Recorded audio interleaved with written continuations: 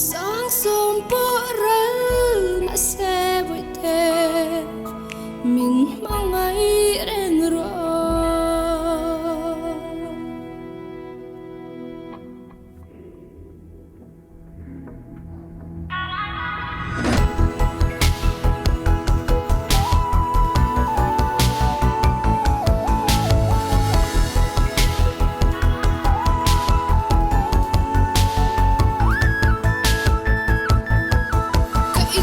Chuyện bởi để tan hết cả tình lâu em mày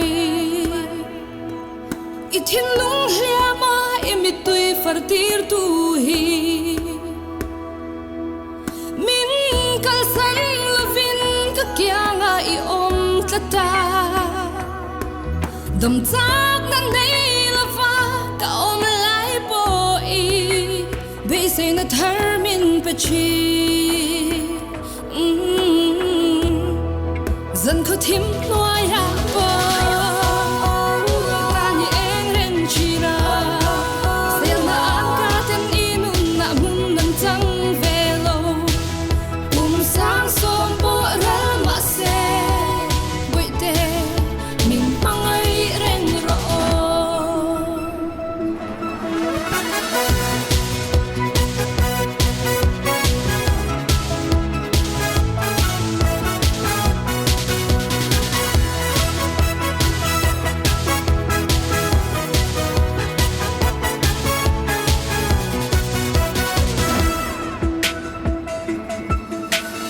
Chuang chin vậy te cả tan hiat I môi chuang em mày lên roa gì ngã po I sắc mình cả xoay đến mày mình dạ bụi lâu tu cả tan hiat ni lu asi đi kia ngã chuang cả lim cả lung ngã oye và nàng ngel ang mày dân có thím nói à bơ ta như em lên chi na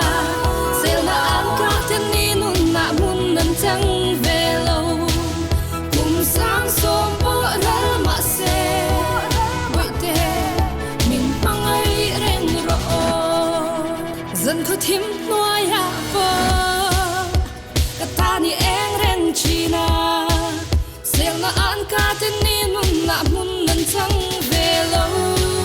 cùng sáng sớm bữa ra mà xe vậy thế mình mau ấy đến rồi